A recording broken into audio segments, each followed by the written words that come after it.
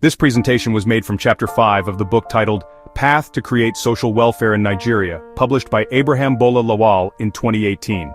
Chapter 5, National Identification Systems and Criminal Records Disclosure Framework. To clarify, the organization must be formally established through the National Assembly. However, the President has the authority to establish it through a presidential order or a ministerial order by the appropriate designated ministry. In modern societies, identification systems form the backbone of governance, social services, and security. Countries around the globe have adopted unique identifiers for citizens and residents, enabling streamlined access to essential public and private services. These identifiers are not merely numbers, they represent a person's gateway to civic participation, employment, healthcare, and social benefits. The integrity and security of such systems are vital to protect individual rights and bolster national development.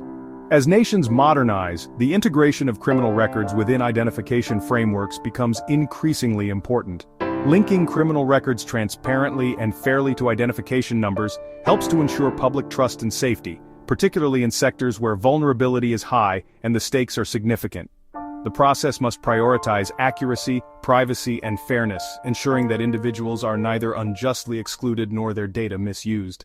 By drawing on the experiences of other countries, Nigeria stands poised to strengthen its own systems. The following outlines the stages of implementation necessary for a comprehensive and effective integration of identification and criminal records management. A successful integration requires thoughtful planning, phased implementation, and clear legal frameworks that balance the needs of national security with the protection of personal liberties. Drawing inspiration from models in the UK, Ireland, and the United States, Nigeria can adopt best practices tailored to its unique social and legal landscape. It is crucial that each phase is accompanied by robust public awareness campaigns, stakeholder engagement, and transparency measures to foster trust and ownership among citizens. Furthermore, digital infrastructure must be fortified to prevent identity theft, data breaches, and misuse of sensitive information. The system's technological backbone should allow for secure interagency access, audit trails, and clear protocols for redress in the event of errors or disputes. Capacity building for public officials and regular oversight will ensure that the system remains both effective and accountable over time. With these foundations in place, the implementation can proceed in logical stages.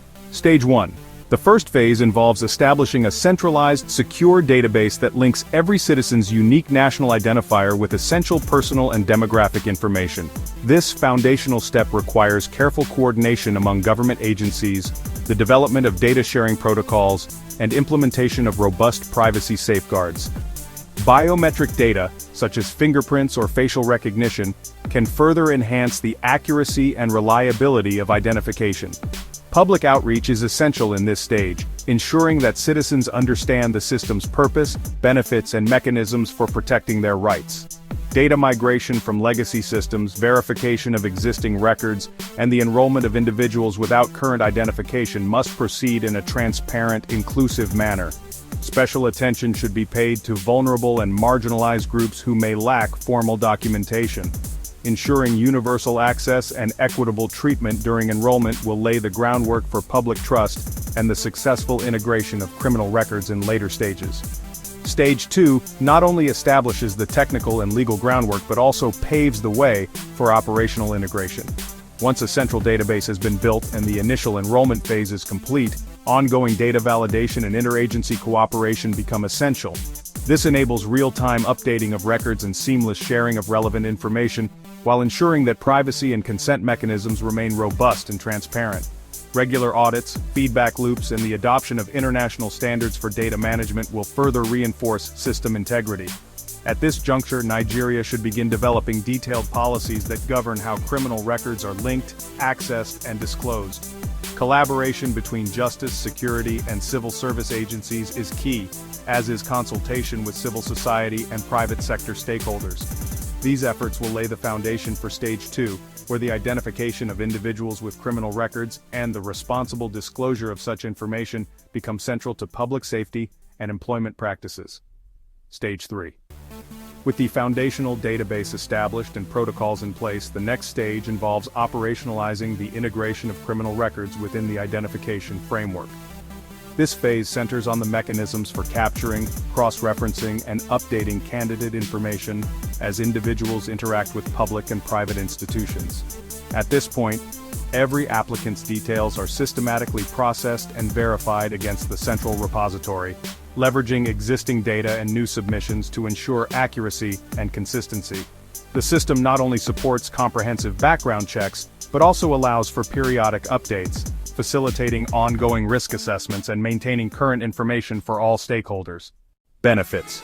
Employers, public agencies, and regulatory bodies benefit from a streamlined, transparent process that upholds privacy and fairness, while empowering informed decision-making.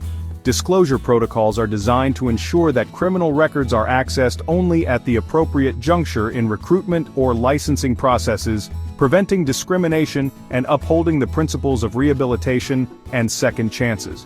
Additionally, cost efficiency is enhanced by eliminating duplicative checks and enabling reuse of verified information. Both applicants and organizations can trust that resources dedicated to integrity assessment yield reliable results, creating an equitable environment where merit and accountability take precedence.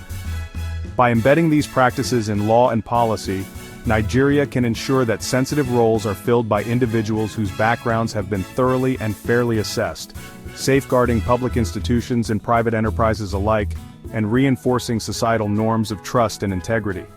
Beyond the operational benefits, this integrated approach transforms how recruitment and vetting processes are conducted, introducing a uniform standard for background checks and risk assessment. The system becomes an authoritative source, referenced not only during initial hiring but also for ongoing evaluation, promotion, and assignment to sensitive roles. Institutions can swiftly confirm the credibility and integrity of candidates, fostering an environment where trust is earned through transparent procedures. Moreover, the framework ensures that privacy is preserved and access to sensitive information is strictly regulated, with disclosures made only at carefully delineated stages. Such safeguards promote fairness and help prevent bias, supporting equitable opportunities for all applicants. As the system matures, both employers and job seekers benefit from increased efficiency and reduced administrative burdens, knowing that the process is consistent, secure, and reliable. As this system evolves, it becomes possible to generate official certificates detailing the status of criminal records already held against an individual's details.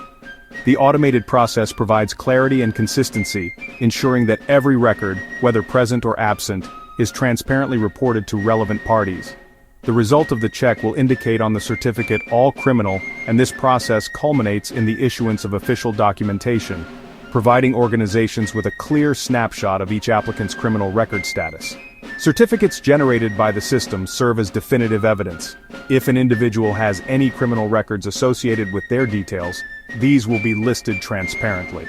Conversely, the absence of records is also explicitly stated, removing ambiguity and giving both employers and applicants the certainty needed to proceed confidently with recruitment or placement decisions. Non-criminal findings directly associated with the individual's profile. This comprehensive disclosure means organizations are equipped with precise, up-to-date facts upon which to base their recruitment actions, reducing the risks of misrepresentation or oversight in the vetting process. Decisions based on these certificates remain the prerogative of each organization's human resources department, guided by their established employment or barring policies. For example, where policies dictate that individuals with histories of violent behavior are not suited for specific roles, such as in educational or healthcare settings, the certificate's transparent listing enables clear and justifiable hiring outcomes. In more complex cases, such as when an applicant has a custodial sentence for assault within the past 5 years, the certificate provides the critical context for HR to determine suitability, always in alignment with internal guidelines. Ultimately, the ambition is to support a robust, secure workforce where trust has a tangible foundation, and organizations are empowered to uphold the highest standards of safety, integrity, and public confidence. Such an approach does more than simply provide greater transparency. It acts as a deterrent, dissuading individuals with disqualifying histories from pursuing roles where they may pose significant risk. By mandating consistent verification across sectors, the system closes loopholes that previously allowed problematic behaviors to go undetected or unreported. Organizations are thus able to collaborate and share essential information within legal boundaries, ensuring that patterns of misconduct do not slip through the cracks. The standardization of criminal and non-criminal findings within these certificates also empowers regulators and industry bodies to maintain sectoral integrity, supporting interventions before issues escalate. Over time, as more institutions adopt this harmonized methodology, the cumulative effect is a culture of accountability, where reputational risks are minimized and each appointment is defended by verifiable evidence. At a broader level, this initiative strengthens societal expectations around ethical conduct, providing reassurance to clients, stakeholders, and the public. Employers can be confident that their teams are composed of individuals whose suitability has been rigorously validated, while employees benefit from a fair and level playing field, free from the shadow of unsubstantiated suspicion or arbitrary exclusion. Why the urgency? Despite these advances, significant challenges persist within both the public and private sectors. Incidents of bribery, corruption, and other forms of misconduct continue to undermine trust in organizations and the broader workforce. In some environments, particularly where transparency is lacking, employees dismissed for serious infractions may find it all too easy to secure new positions elsewhere, perpetuating cycles of risk and eroding public confidence. This reality highlights the urgent need for robust, enforceable frameworks that can track and bar individuals with disqualifying histories from moving undetected between institutions. Without a unified approach, loopholes remain. Organizations may be unaware of previous offenses, inadvertently exposing themselves to repeat incidents of fraud, theft, or abuse. A harmonized system of record-checking and disclosure is thus essential not only for protecting vulnerable groups and organizational assets, but also for fostering a culture where ethical conduct is expected and enforced across all sectors.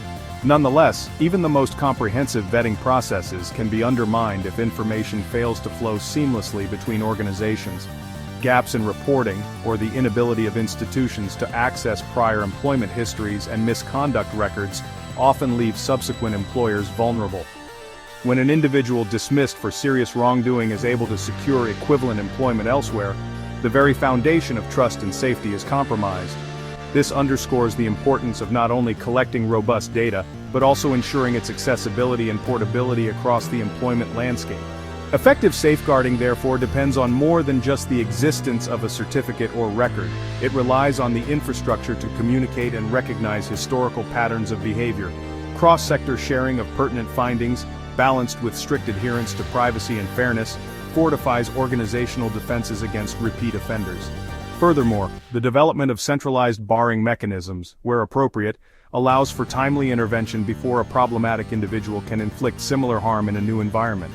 Such mechanisms are not punitive for their own sake, but rather protect against the repetition of systemic failings and foster a climate where accountability is more than rhetorical.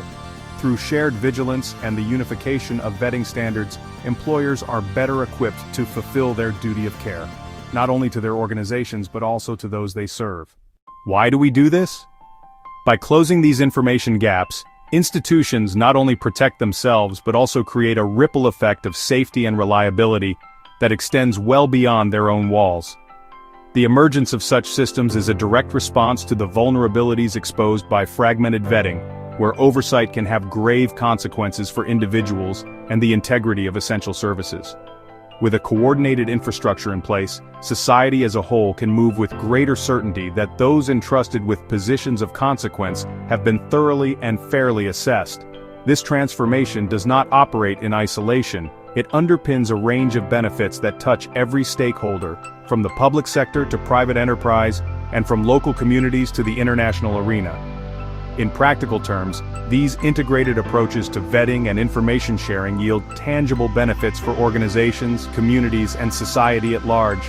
By ensuring that individuals whose records indicate serious misconduct cannot simply move from one institution to another undetected, we disrupt cycles of abuse, fraud, and negligence. This not only protects assets and reputations, but also safeguards the most vulnerable, children, elders, and those who rely on public services, from individuals unfit for positions of trust. Beyond the immediate risk mitigation, the ripple effects are profound. Public and private enterprises can operate with greater confidence, knowing their workforces have been thoroughly vetted. The costs associated with corruption, malpractice, and institutional failure are dramatically reduced when preventative measures are embedded into everyday operations. Trust, once fractured by repeated scandals or unaddressed abuse, can be rebuilt through visible, consistent accountability. As vetting becomes a shared responsibility, it transcends its administrative function and becomes a cornerstone of good governance. The collective commitment to transparency and due diligence ultimately raises the standard of conduct across all sectors, sending a clear message that ethical breaches will be tracked, recorded, and addressed, and that impunity is no longer tolerated. These systems empower institutions to act decisively, preventing unsuitable individuals from finding new opportunities to re-offend. The result is not merely a safer workplace but a stronger, more resilient social fabric, one in which the integrity of organizations is preserved, and the public's faith in their guardians restored. Who are we? Criminal activities record disclosure help employers and institutions make informed, safer recruitment decisions. It is also a proactive way for people in employment, or who are offered employment in both public and private sector, or who are offered admission to higher institutions in Nigeria. Our service is provided for government employees, private employers, and institutions who are interested in customer care, safety, and satisfaction, to prevent unsuitable people from working in sensitive and essential duties, which include civil and public service commissions, schools and tertiary institutions, government parastatals, hospitals, airports, seaports, and banks, etc. What do? We process requests of criminal activities of individuals in collaboration with the Nigerian police, which provides us with intelligence from records of criminal activities captured in their daily occurrence book on individuals, locally and nationally, as well as custodial prison sentences and unspent convictions, including gathering intelligence on individuals. We investigate claims made by individuals on application forms. We reveal any bogus claim and disclose criminal activities and convictions held on individuals. We have a tailor-made system for people who are already in employment that will help organizations in decision-making about suitability of employee and risk that he or she may pose through a periodic criminal record request check for your employees in every 6 months or 12 months. We offer same service for students at the beginning of each session, as you may require in consonance with your organization's policy, sensitivity, and security challenges that you may wish to avert. Who do we work with?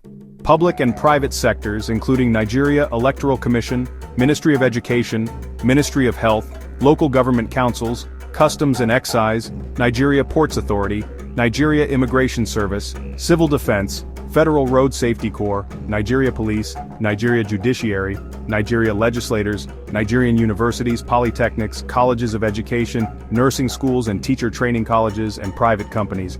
How do we work? We work with companies, institutes, and organizations that register with us who will 1. Establish the identity of the applicants before completing our online application request 1. Ensure the applicant submits fully completed application forms 3. Countersigning application forms to confirm entitlement. When disclosing information held locally, a system will be developed by the Police Service Commission, the Parastatals, ICPC, Nigeria Civil Defense, EFCCC, all ministries and vetting services company. We also work with Ministry of Internal Affairs, which is responsible for Internal Security Department for Education, owns the Safeguarding Policy for Children Department of Health, owns the Safeguarding Policy for Vulnerable Groups, Immigration for Passport Check Road Safety, for Driver's License Check Police Character Reference Check, Bank Statement of Accounts, Proof of Address Utility Bill, Prisons for Remands and Custodial Sentences Check, Police for Fingerprints Check. What next? At the end of our check, which will take 4 to 6 weeks to complete, an enhanced check, the individual will be provided with Criminal Activities Disclosure Check Certificate that will contain criminal activity information known about individuals which the applicant will now present to the schools or employers, as the case may be. It is now left with the employer or institutions to make a decision about the applicant's suitability regarding potential risk posed by applicant, suitability, and character predictions. Due to the sensitivity of the information about individuals, employers must seek permission of the individual before requesting for a check, and it must be voluntary.